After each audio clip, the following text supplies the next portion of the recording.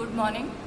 आज हम पढ़ेंगे प्लाज्मा मेम्ब्रेन या कोशिका झिल्ली के केमिकल कंपोजिशन या रासायनिक संगठन के बारे में। केमिकली प्लाज्मा मेम्ब्रेन 4 तरह के कंपोनेंट से मिलकर बनी हुई होती है: lipid, protein, carbohydrate and water. In components में इंपॉर्टेंट लिपिड कंटेंट, इसका कंट्रीब्यूशन कोशिका की प्लाज्मा झिल्ली के कुल केमिकल्स का 20 to 79% तक हो सकता है। ये कंपोजिशन, ये परसेंटेज वेरी करता है condition to condition, animal to plant और उसके कौन से प्लाज्मा मेम्ब्रेन किस टाइप के सेल्स में है या सेल ऑर्गेनेल्स वाली मेम्ब्रेन है, उस पर ये वेरी कर सकता है। तो ये टोटल लिपिड कंटेंट 20 से 79% के बीच में वेरी करता है। लिपिड्स 3 तरह के होते हैं। फर्स्ट है फॉस्फोलिपिड्स। फॉस्फोलिपिड्स वो लिपिड्स है जिसमें कि फॉस्फेट पाया जाता है। अगर ये फॉस्फोलिपिड्स न्यूट्रल होते हैं, जो पीएच पर कोई प्रभाव नहीं डालते, उदासीन प्रवृत्ति के होते हैं, तो ये न्यूट्रल फॉस्फोलिपिड्स कहलाते हैं। अगर ये एसिडिक प्रवृत्ति वाले होते हैं तो ये जो है एसिडिक फॉस्फोलिपिड्स कहलाते हैं। दोनों तरह के फॉस्फोलिपिड्स मिला के कुल लिपिड्स का 55 to 75% कॉन्ट्रीब्यूट करते हैं।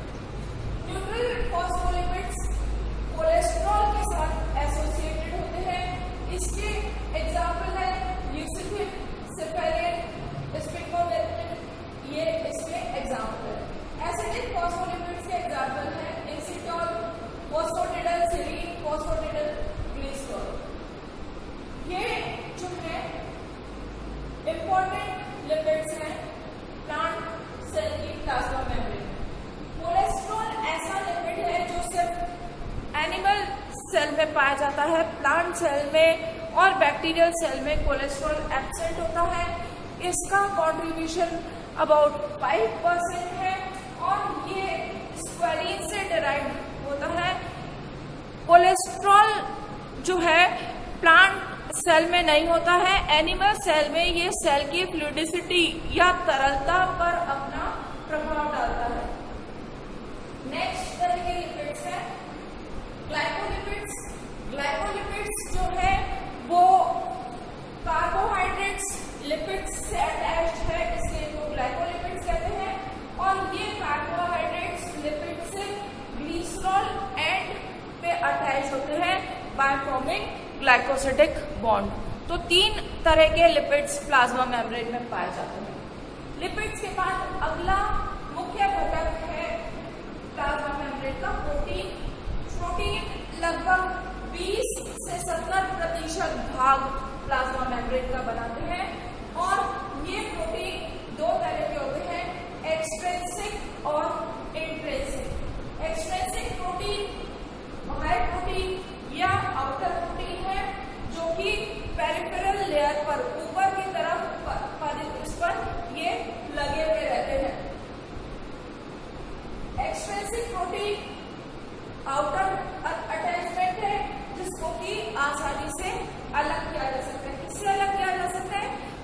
प्लाज्मा मेम्ब्रेन से। एक्सट्रिंसिक प्रोटीन इजीली सेपरेबल है प्लाज्मा मेम्ब्रेन से। दूसरे तरह के प्रोटीन है intrinsic protein. Intrinsic protein integral protein है जो कि प्लाज्मा मेम्ब्रेन में धसे हुए रहते हैं, अंदर की तरफ रहते हैं एम्बेडेड, और इनको आसानी से अलग नहीं किया जा सकता। इनको अलग करने के लिए विशेष साधनों की, स्पेसिफिक ट्रीटमेंट्स की आवश्यकता होती है। इनमें से एक है जैसे by treating them with detergents. इस तरह से ये जो है 2 तरह के प्रोटीन्स प्लाज्मा मेम्ब्रेन में पाए जाते हैं। इसके अलावा एंजाइम्स जो प्रोटीनेशियस नेचर के होते हैं वो भी अलग अलग प्लाज्मा मेम्ब्रेन में अलग अलग तरह के एंजाइम्स पाए जाते हैं जो कि बहुत सारी मेटाबॉलिक एक्टिविटीज को करने में हेल्प करते हैं। तो ये एंजाइमेटिक प्रोटीन्स भी प्लाज्मा मेम्ब्रेन का एक इंपॉर्टेंट कंस्टिट्यूएंट है। नेक्स्ट है कार्बोहाइड्रेट। कार्बोहाइड्रेट इसका लगभग 5% टोटल कंस्टिट्यूएंट है केमिकल्स का। कार्बोहाइड्रेट जो है ये कई तरह के हो सकते हैं, फॉर एग्जाम्पल कुछ हेक्सोसिस, हेक्सामीन्स, ग्लूकोज, ऑलिगोसैकराइड्स एटसेट्रा एटसेट्रा। ये जो कार्बोहाइड्रेट्स है ये अगर प्रोटीन के साथ अगर अटैच होते हैं तो इसको कहते हैं ग्लाइकोप्रोटीन्स। अगर ये लिपिड्स के साथ अटैच होते हैं तो कहलाते हैं ग्लाइकोलिपिड्स। तो कार्बोहाइड्रेट्स दो तरह के होते हैं, ग्लाइकोप्रोटीन्स और ग्लाइकोलिपिड्स। वाटर इंपॉर्टेंट कॉन्स्टिट्यूएंट है, लगभग 20% इसका घटक बनाते हैं कोशिका झिल्ली का, और इसके जो है वाइटल एक्टिविटीज में, मेटाबॉलिक एक्टिविटीज में हेल्प करते हैं। तो ये था chemical composition of plasma membrane. अब केमिकल कंपोजिशन के बाद हम पढ़ेंगे function of plasma membrane. Functions of plasma membrane.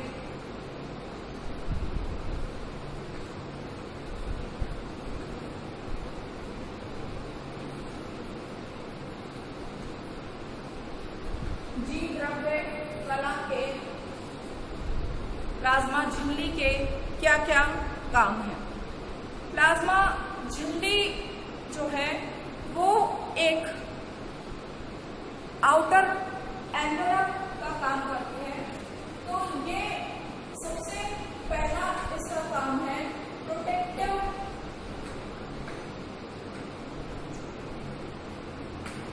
Cover provide करती है किसी भी कोशिका का बाय एनवलप। हालांकि प्लांट सेल में इसके बाहर की तरफ thick dead rigid cell wall होती है, बट लिविंग सेल में आउटर मोस्ट ये लिविंग कंपोनेंट में प्लाज्मा मेम्ब्रेन सबसे बाहरी होती है।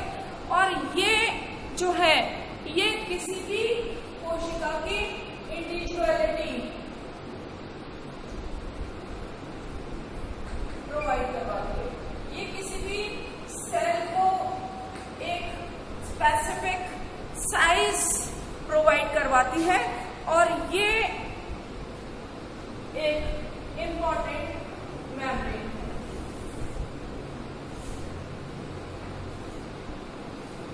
प्लाज्मा मेम्ब्रेन टॉक्सिन्स को बाहर निकालने का काम करती है। कोशिका के अंदर जो भी विषैले पदार्थ हो जाते हैं उनको ये बाहर निकालने का काम करती है, कोशिका से बाहर कर देती है। नेक्स्ट है ये कंपार्टमेंटाइजेशन का काम करती है।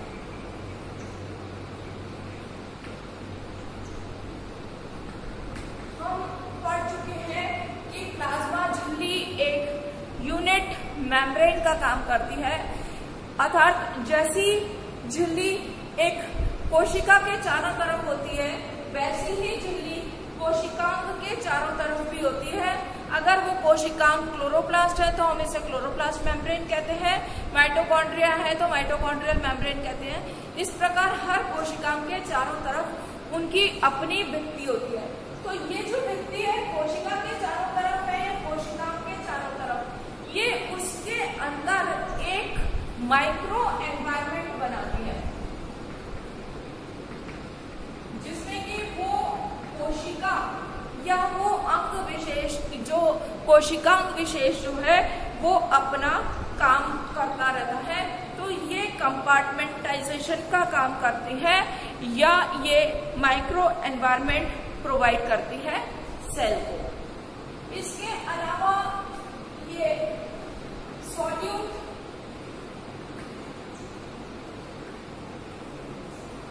चैनल का काम करती है।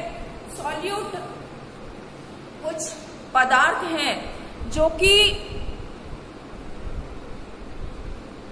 कोशिका के अंदर या बाहर आते जाते रहते हैं, और ये जो आवागमन का कार्य है अंदर बाहर का काम ये प्लाज्मा झिल्ली करते हैं। जैसे एग्जाम्पल है हॉर्मोन्स। हॉर्मोन्स कुछ केमिकल सब्सटेंसेस हैं जो बायोलॉजिकल एक्टिविटीज में हेल्प करते हैं और ये हार्मोन्स इन प्लाज्मा मेम्ब्रेन के थ्रू सॉल्यूट्स के फॉर्म में ये अंदर बाहर आते जाते रहते हैं इसके द्वारा, प्लाज्मा झिल्ली के द्वारा। ये प्लाज्मा झिल्ली सब्सटेंस का फ्लो रेगुलेट करती है। कुछ ये जो पदार्थ हैं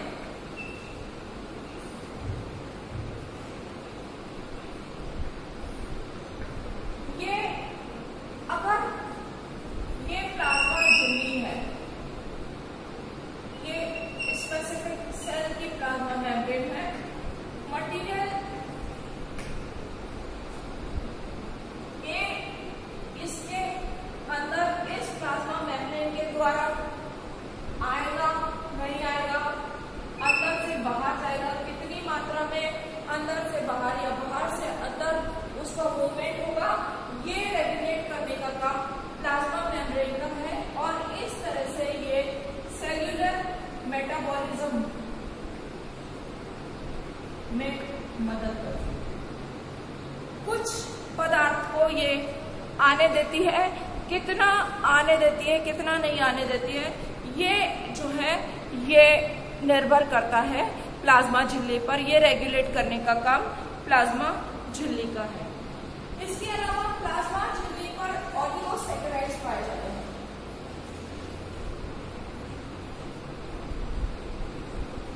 ऑलिगोसैकेराइड्स जो है वो शुगर अटैच है, उसमें प्रोटीन्स पर जो शुगर जो है ये रिकॉग्नाइजेशन साइट का काम करती है।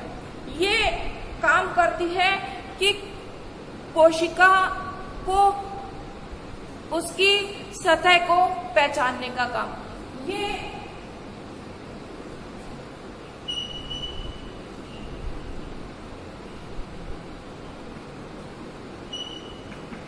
हम इस तरह से समझ सकते हैं कि मान लीजिए यहाँ पर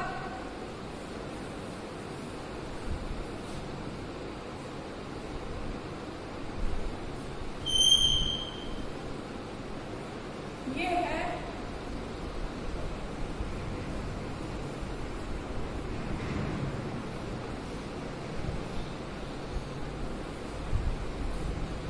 ऑलिगोसैकेराइड्स, यहाँ से आता है।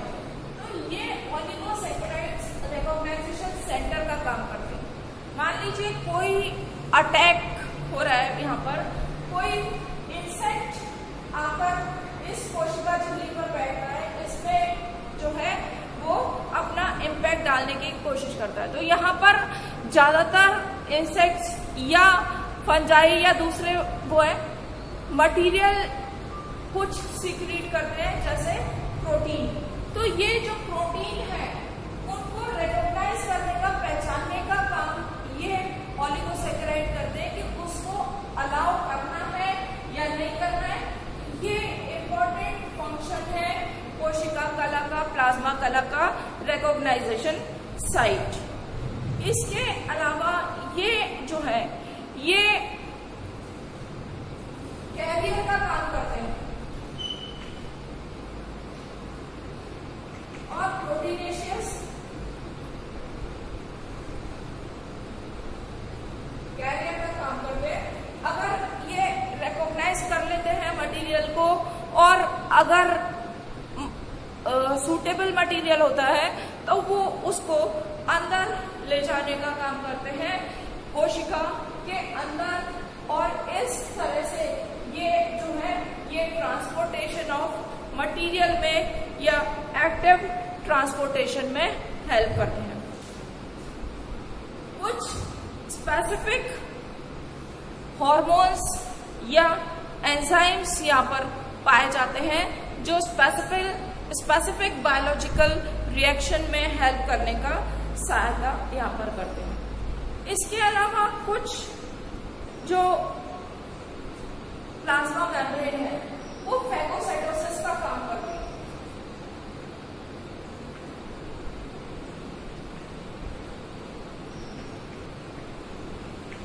फैगोसाइटोसिस का मतलब है काम, अगर ये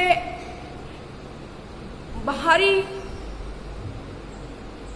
आक्रामक को पहचान लेती है, जैसे कोई बैक्टीरिया या फंगल स्पोर्स, तो ये उसको भक्षण करके खत्म कर देती है और सुरक्षा का काम करती है। तो जो हमने सबसे ऊपर पढ़ा था कि प्रोटेक्टिव कवर बनाती है, तो फेगोसाइटोसिस जो है प्रोटेक्शन का एक तरीका है। और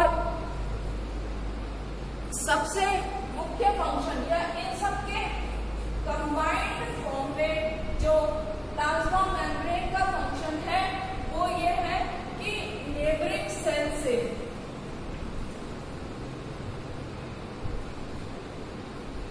या एनवायरमेंट से ये कांटेक्ट बनाए रखती है और मटेरियल्स जो है उनका ट्रांसपोर्टेशन करती है, इंटरेक्शन करती है अपनी पड़ोसी कोशिका से और बाहर के एनवायरमेंट से, जिससे कि उनसे संपर्क बना रहे, उनसे पदार्थों का जो है एक्सचेंज हो सके।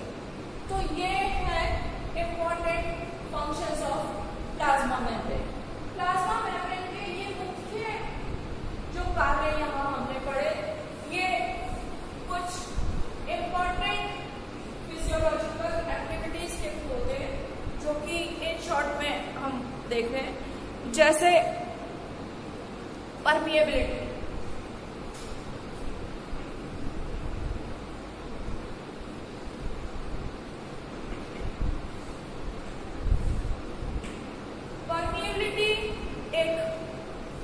इंपॉर्टेंट कैरेक्टर है प्लाज्मा झिल्ली का, जिसके की द्वारा ये पदार्थों का आवागमन करती है। और ये परमिएबिलिटी यहाँ पर सेल मेम्ब्रेन की, प्लाज्मा मेम्ब्रेन की सेलेक्टिव परमिएबल होती है, चयनात्मक पारगम्यता, यानी कि ये प्लाज्मा मेम्ब्रेन चयन करती है कौन से पदार्थ को अंदर से बाहर या बाहर से अंदर आने देना है और नहीं।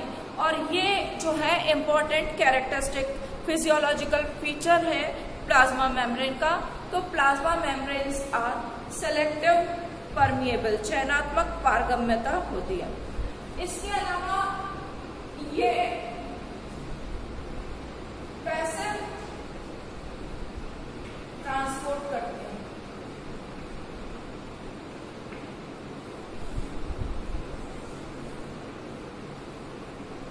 पैसिव ट्रांसपोर्ट हमको पता है मटेरियल का आवागमन, और अगर इस आवागमन में कोशिका को किसी ऊर्जा की आवश्यकता नहीं होती, किसी बाहरी ऊर्जा की आवश्यकता नहीं होती, वो अपनी स्वयं की काइनेटिक एनर्जी से ही ट्रांसपोर्ट करती है मटेरियल का, तो वो जो है वो कहलाता है पैसिव ट्रांसपोर्ट। और यहाँ पर जो है सेल वॉल में दो तरह का पैसिव ट्रांसपोर्ट यहाँ पर पाया जाता है, डिफ्यूजन, डिस्ट्रेक्ट और पैरासाइट।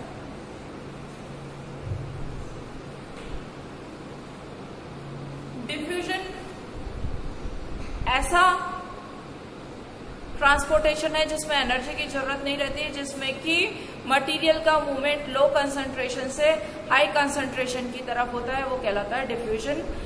यहाँ पर ऑस्मोसिस में भी मूवमेंट लो कंसंट्रेशन से हाई कंसंट्रेशन की तरफ होता है, बट ऑस्मोसिस में उन दोनों के बीच में सेमी परमिएबल मेम्ब्रेन का होना आवश्यक होता है।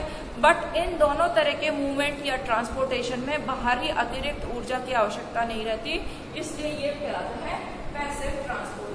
नेक्स्ट है एक्टिव ट्रांसपोर्ट।